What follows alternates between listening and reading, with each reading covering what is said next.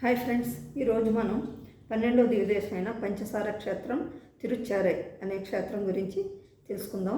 ఇక్కడ పెరుమాళ్ళని సారనాథ పెరుమాళ్ అని పిలుస్తారు. ఈ క్షేత్రం యొక్క గొప్పతనం ఏంటంటే మనలో ఎన్నో శక్తులు ఉంటాయండి. అవి మనలోనే దాగి ఉంటాయి. ఆ శక్తిని బయటికి తీసేది పరమాత్మ అన్నమాట. తీసి మనల్ని సమర్థవంతులుగా చేస్తాడు పరమాత్మ. అది ఎలా అనేది ఒకసారి చూద్దాం. ఒకసారి భగవంతుడు సృష్టి ప్రళయం ఇవి రెండు కూడా ఒకదాని తర్వాత ఒకటి జరుగుతూనే ఉంటాయి కదా. ముందు సృష్టి జరుగుతుంది, తర్వాత ప్రళయం జరుగుతుంది. సృష్టి జరిగినప్పుడు ఏది అన్నీ కూడా సక్రమంగా అన్నీ జరగటం దేన్ని అనుసరించి జరుగుతుందంటే వేదాలను అనుసరించి. సృష్టికర్త ఎవరు? బ్రహ్మ. ముందు పరిమాణు బ్రహ్మను సృష్టిస్తే బ్రహ్మ సృష్టి చేస్తాడు. ఈ వేదవాంగ్మూలాన్ని అనుసరించాయి. ఈ వేదాలన్నీ కూడా ఒకే చోట ఉండాలి. ప్రళయకాలంలో అన్నీ ఒకే చోట నిక్షిప్తంగా ఉండేటట్టుగా చేయటానికి ఒక కుండని తయారు చేయమని బ్రహ్మగారికి చెప్తాడు.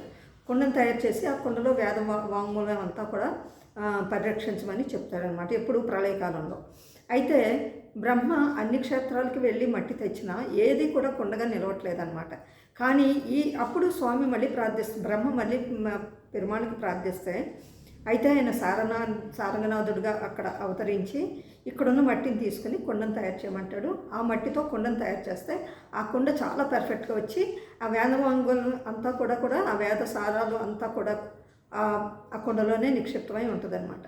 కాబట్టి ఇక్కడ ఈ పెరుమాళ్ళని ఎవరైతే వచ్చి దివ్యదేశానికి వచ్చి పంచసార క్షేత్రానికి వచ్చి పెరుమాళ్ళని సేవిస్తారో వాళ్ళలో నిగూఢంగా ఉన్న శక్తిని పెరుమాళ్ళు బయటికి తీసి వాళ్ళని సమర్థవంతులుగా చేస్తాడు.